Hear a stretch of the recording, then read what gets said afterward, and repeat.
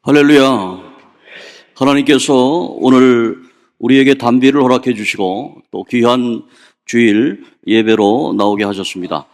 하나님 말씀 오늘 본문에 보면 시편 28편 6절과 9절의 말씀에 보면 하나님 여호와를 송축하고 찬송하며 그리고 여호와는 나의 힘과 방패이시기 때문에 우리는 그분을 의지하고 또 도움을 얻었다라고 말씀하고 있습니다. 여기서 나오는 여호와 하나님, 이 여호와 하나님은 바로 예수 그리스도를 의미하는 것입니다. 구약에 있는 말씀을 옛 언약이라고 하는데 그 옛 언약은 신약, 새로운 언약, 새 언약에서 이루어졌습니다. 그래서 구약에 우리가 바라던 그 구원자 되시고 여호와라고 하는 뜻은 뭐냐면 바로 존재 자체라고 하는 것입니다. 우리가 초대의 우리나라에서 선교사님들이 여호와 하나님을 믿어라.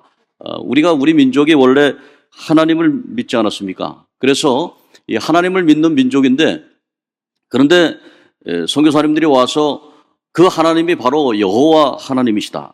그 여호와 하나님을 믿으라고 했을 때 사람들이 잘 이해를 하지 못했습니다. 그런데 그 여호와라고 하는 그 뜻은 뭐냐면 요드해 바브해라고 하는 그 히브리 네 글자로 되어 있는데요. 그 글자는 원래 비동사입니다.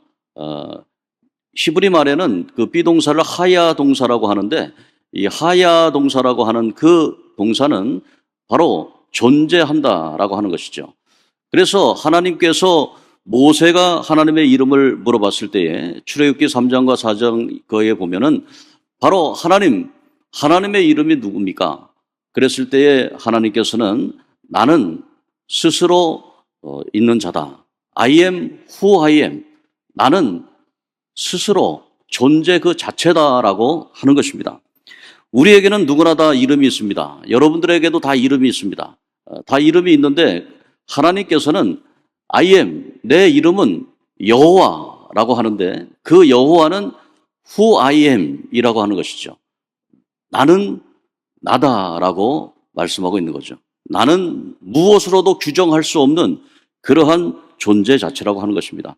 그래서 여러분들께서 하나님을 믿을 때에 이 하나님은 여러분들이 규정할 수 없는 그런 존재시기 때문에 어떤 분들에게는 너무너무 마음에 갈급함이 있을 때에 하나님께 외치고 기도하고 그랬을 때 예수 그리스도께서 그분의 목자가 되시고 그리고 갈 길을 잃고 방황하는 그 가운데에서 주님께서 우리를 도와주시는 친구가 되시고 또 어떤 분들에게는 너무나 어렵고 힘들고 고통당하고 있는데 하나님이 아버지처럼 그렇게 다가와 주시고 그래서 하나님께서는 여러분들에게 여러분들의 형편과 처지에 따라서 기도하는 그 기도의 제목대로 응답해 주시고 함께 해 주신다는 것입니다.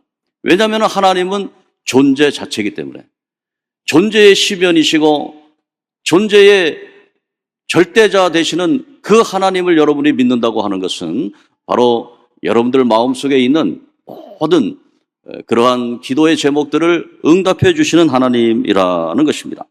그래서 오늘 본문에 보니까 영원토록 목자 되시는 주님이다. 오늘 본문 말씀을 중심으로 세 가지로 한번 살펴보도록 하겠습니다.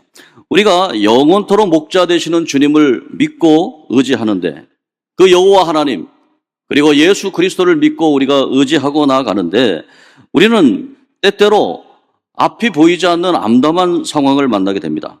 그리고 끊임없이 나에게 적대감을 가지는 사람들이 생기게 됩니다. 그래서 나의 믿음을 무너뜨리고 또 어떤 사람들은 화평을 주는 것처럼 겉모습은 양의 탈을 썼는데 그 속은 이리와 같습니다. 그래서 우리에게 어려움을 주고 고통을 주고 특별히 가까운 사람들이 정말로 나에게 상처를 주고 그리고 배신을 하는 그런 상황까지 맞닥뜨리게 되고 있습니다. 이럴 때에 우리는 하나님 앞에 주님이 우리의 목자 되신다는 사실, 영원토록 목자 되신다는 사실을 믿고 의지해야 되는 것입니다. 오늘 본문 말씀에 여러분 보십시오. 본문 말씀에 첫 번째로 6절과 7절의 말씀인데요. 6절의 말씀을 한번 같이 읽도록 하겠습니다. 6절의 말씀 시작. 여호와를 찬송하며 내 간구하는 소리를 들으심이다. 하나님 앞에 간구해야 됩니다. 오늘 우리는 하나님 앞에 간구할 수 있도록 우리의 눈을 들어서 하늘을 쳐다보라 말씀하고 있어요. 아멜렉 군사가 뒤쫓아오고 있습니다. 그리고 사방에는 그 계곡입니다. 그 가운데서 죽을 수밖에 없는 상황인데 저 하늘을 바라보는 거죠. 하늘을 바라보고 모세와 아론과 훌 세 사람의 지도자는 하나님 앞에 기도하는 겁니다. 기도하고 하늘을 바라보며 기도하는 거예요. 모세가 하나님을 향해서 기도할 때에 아론과 훌이 함께 기도해 주고 할 때에 승리하는 것입니다. 여호수아의 군사가 승리하는 겁니다. 그런데 하늘을 쳐다보지 아니하고 기도를 멈추면 또 실패하는 것입니다. 이것이 하나님의 역사입니다. 오늘 우리는 이 세상 살아가면서 정말로 실패하고 실패할 때 얼마나 좌절스럽습니까? 사실 에디슨이라는 분이 그 발명을 할 때 2000번 이상의 실패를 했다고 그러잖아요. 그런데 그 에디슨은 그렇게 얘기했다고 그럽니다. 그거는 실패라고 생각하지 않습니다. 2000번의 실험 과정에서 그것의 한 결과일 뿐입니다라고 하는 겁니다. 자신은 계속해서 실험을 한다는 것이죠. 오늘 우리는 이런 삶의 자세가 굉장히 중요합니다. 사회복지학이나 그런 상담학 쪽에서 리질리언스라는 그런 이론이 있습니다. 이것은 뭐냐면 회복 탄력성이라는 것인데, 여러분 이 뺨을 이렇게 잡아당겨 보면은 다시 그대로 들어가거든요. 이게 아무리 잡아당겨 다시 들어가거든요. 이게 회복력이 있다는 거예요. 살아있는 사람들은 회복력이 있습니다. 그런데 한센시 병을 가진 사람들이라든지 이 피부부터 이 감각이 사라지는 분들은 이 잡아당기면 다시 회복되지 않습니다. 그래서 이 피부에 문제가 생기기 시작하고 감각이 문제가 됩니다. 그래서 한센시 병을 가지신 분들은 이 눈을 깜빡여야 되는데 눈을 깜빡일 수가 없으니까 눈동자가 썩어가는 겁니다. 그러면 안 되잖아요. 눈동자가 깜빡일 때에 눈물이 나고 그리고 정결케 되는 거죠. 그래서 거기에 요새 그 전기 자극을 심어가지고 전기 자극으로 눈을 깜빡일 수 있도록 그렇게 하는 겁니다. 회복할 수 있는 것이 너무나 중요한 겁니다. 오늘 사랑하는 성도 여러분, 여러분들이 지금 현재 어떠한 상황을 맞이하고 있습니까? 여러분의 각자의 상황은 다 틀립니다. 그 틀린 상황 속에서 여러분은 여호와 하나님을 믿고 나오고 있습니다. 그리고 주 예수 그리스도를 믿고 나아가고 있습니다. 주 예수 그리스도께 간절히 기도하시면 주님께서 여러분들의 상황과 형편에 따라서 적절하게 만나주시고, 그리고 어떤 분에게는 주님은 나의 친구입니다. Jesus Christ who is my friend, 내 친구가 되십니다. 그렇게 고백할 수 있는 거예요. 어떤 분들은 주님은 나의 Savior 되십니다. Jesus Christ my Savior. 주님께서 나를 구원해 주시는 그러한 분이 된다는 거예요. 주님께서 우리가 어려움 당할 때 주님께서는 우리에게 공급자 되신다. Jesus Christ, my provider. 우리가 많은 것을 필요로 하는 그 상황 속에서 주님은 우리에게 프로바이더가 되신다. 오늘 이 시간에 여러분들이 지혜가 없거든 주님 앞에 기도하라고 그랬어요. 주님 앞에 기도하면 주님께서 여러분들에게 지혜를 주신다는 겁니다. 주님은 그렇게 우리에게 말씀하고 있습니다. 누구든지 지혜가 부족하거든 하나님 아버지께 아뢰라 그랬어요. 놀라운 하나님의 지혜가 우리에게 이루어준다고 하는 것입니다. 여러분의 이 두뇌 가운데 뭐 몇 프로도 안 된다고 그러잖아요. 우리가 쓰는 게. 하나님 앞에 기도하면 우리의 잠재의식 속에서, 그리고 이 깊은 우리의 의식 속에서 하나님께서 주시는 지혜가 막 뛰어나오는 겁니다. 혹시 여러분들 가운데 새벽 3시에 깨시는 분들이 혹시 있을지 모르겠어요. 새벽 3시에 깨는 분들은 보통 어려움 당하는 분들입니다. 지금 빚더미에 막 쌓여 있어요. 지금 해야 되는데 어떤 일들이 있어요. 고민 가운데 잠을 잤는데 새벽 3시에 깨거든요. 그때 하나님 앞에 간절히 눈을 감고 묵상을 하십시오. 그리고 기도하십시오. 그러면 하나님께서 그 가운데 하나님의 놀라운 뜻을 보여요. 그래서 새벽 3시에 이렇게 깨가지고 고민하고 있다가 다시 눈 감고 하나님 묵상하고 하나님께 기도하고 이러면 다시 이제 잠이 들잖아요.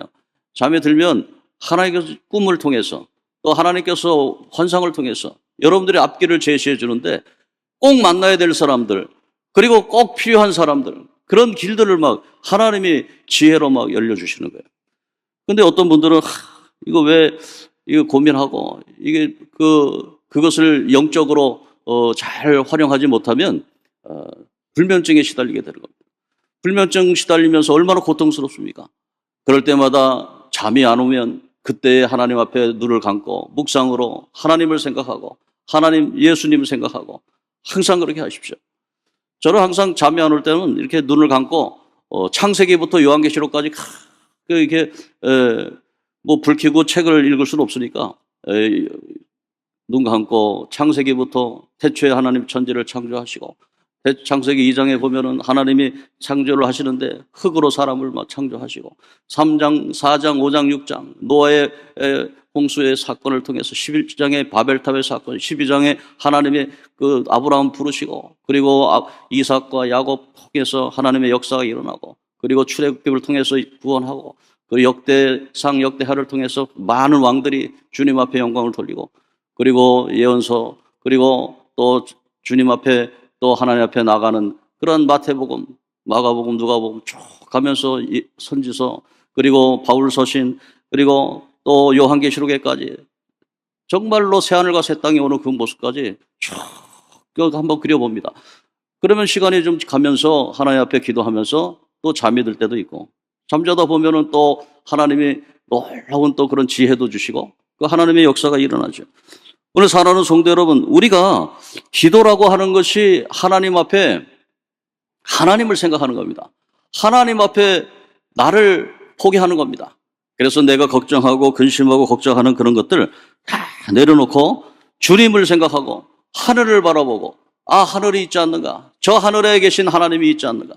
그 하나님은 나의 구원자 되시고 나의 공급자 되시고 나의 친구 되시고 나의 말씀 되시고 나와 함께하는 나의 힐러, 나를 치료하시는 주님 되시고 그런 하나님을 믿고 의지해야 되는 겁니다. 두 번째는 하나님을 이제는 찬송해야 하고 기뻐해야 되는 것인데요. 기뻐하고 찬양해야 됩니다. 7절의 말씀을 한번 보도록 하겠습니다. 7절의 말씀 같이 읽겠습니다. 시작. 여호와는 나의 힘과 나의 방패시니 내 마음이 그를 의지하여 도움을 얻었도다.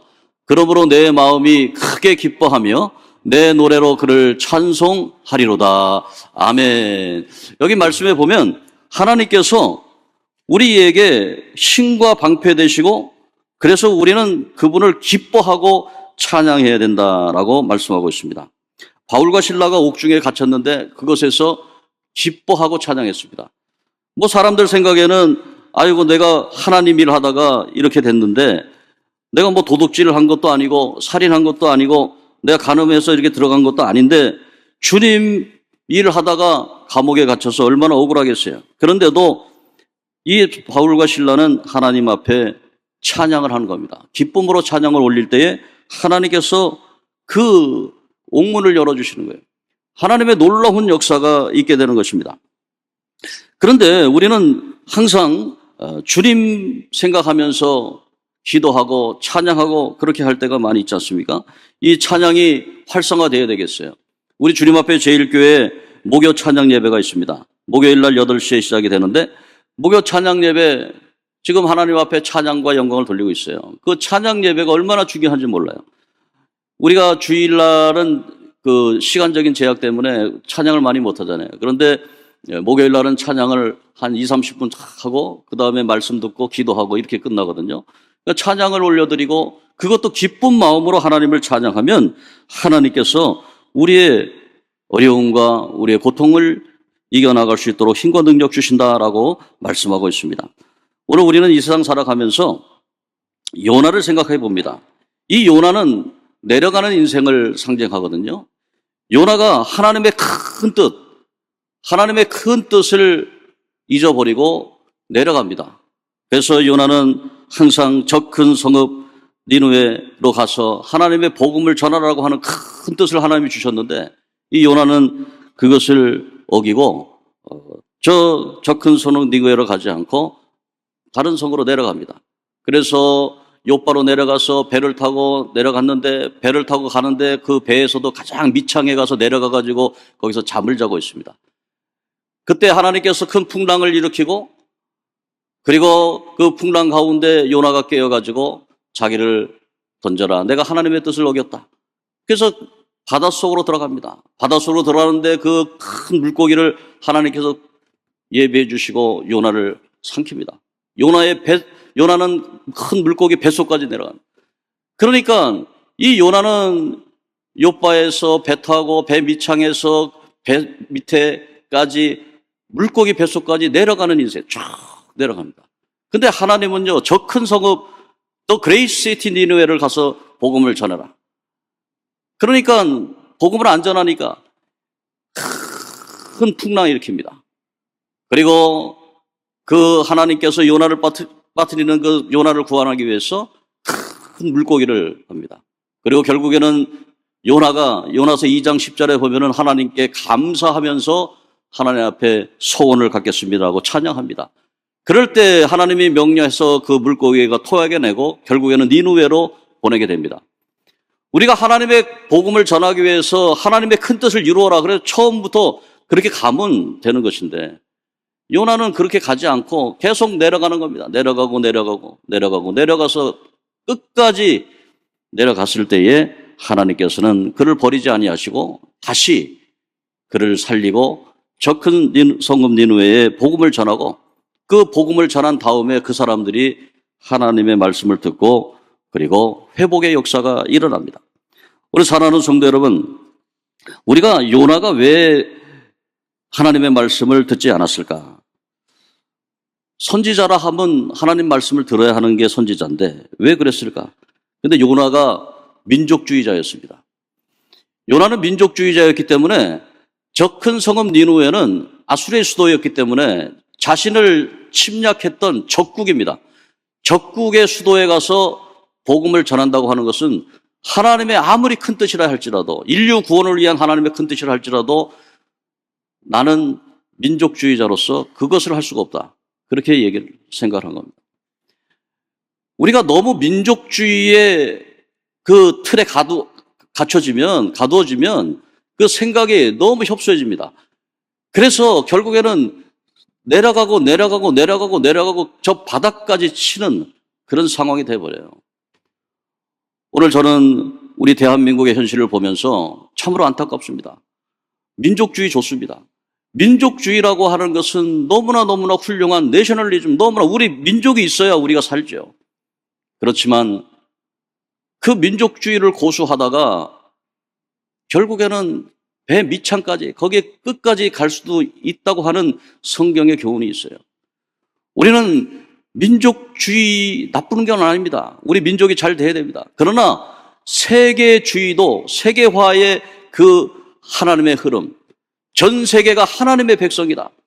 전 세계를 통해서 하나님의 영광이 돌려야 된다고 하는 그것도 굉장히 중요한 세계관이라는 것입니다. 오늘 우리가 우리의 마음을 열고 우리 민족을 사용하시려고 하는 저 하나님의 위대한 뜻을 보아야 합니다. 그래서 우리가 민족이 통일될 뿐만 아니라 지금은 통일에 대한 논의도 다 없어져 버렸어요. 두 국가론이 생겨져 버렸어요. 이제는 젊은 사람들도 통일해서 뭐해?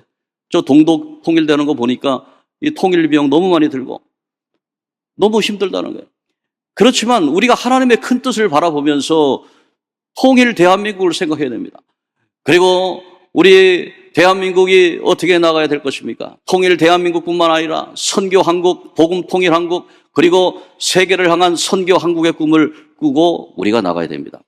이런 분명한 세계관을 가지고 예수 그리스도를 통해서 우리에게 주시는 하나님의 놀라운 은혜를 받아 살아나가야 되는 겁니다.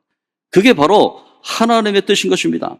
나의 힘과 방패 되시는 주 여호와 아버지 하나님을 믿고 예수 그리스도께 의지하며 큰 도움을 받아야 될 줄로 믿습니다. 우리 대한민국 주님께서 다시 한번 큰 도움을 주시기를 주의 이름으로 축복합니다. 하나님이 함께 하셔야 되는 거예요. 그래서 세계를 향한 큰 뜻을 가진 하나님의 큰 뜻에 우리가 함께 해야 될 줄로 압니다. 그리고 마지막으로 8절의 말씀인데요. 8절의 말씀 같이 읽도록 하겠습니다. 8절의 말씀 시작. 여호와는 그들의 힘이시요 그의 기름 부은 자의 구원의 요새시라 하겠습니다. 기름 부음 받은 자의 구원의 요새다. 이것은 기름 부음을 받는다고 하는 것은 바로 메시아라고 하는 뜻이거든요. 예전에는 왕과 선지자 그리고 제사장에게 기름을 부었습니다. 이 기름이라고 하는 것은 구약적인 용어인데요. 그런데 신약에서는 그 기름을 성령의 기름 부음이라고 얘기합니다. 그래서 왕이 되거나 선지자가 되거나 제사장이 되거나 하나님의 성령의 역사와 함께 한다는 거예요. 오늘 사랑하는 성도 여러분, 이것은 기름 부은 자는 자, 예수 그리스도께서 바로 그리스도라고 하는 것이 메시아를 번역한 거거든요. 메시아, 그분이 헬라말로 그리스도라는 거예요. 그럼 메시아의 뜻은 뭐냐? 기름 부음을 받은 자는. 예수님은 기름 부음 받은 자다. 그러니까 오늘 본문에 있는 말씀은 누굽니까? 예수님, 그분이 바로 구원의 요새라고 하는 것입니다. 오늘 우리는 예수 그리스도, 메시아이신 예수, 그 예수님만이 우리의 구원의 요소라는 것이죠. 그러면 그 예수님은 눈에 보이느냐? 눈에 보이지 않잖아요. 예수님은 그렇게 말씀했습니다. 두세 사람이 모인 곳에 내가 너희와 함께 하겠다. 예수의 영이 함께 하는 것입니다.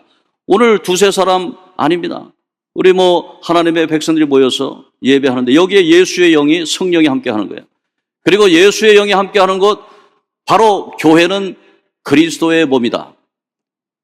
머리 대신 예수 그리스도, 그리고 우리는 두 팔과 다리 돼서 하나님의 일을 감당하잖아요.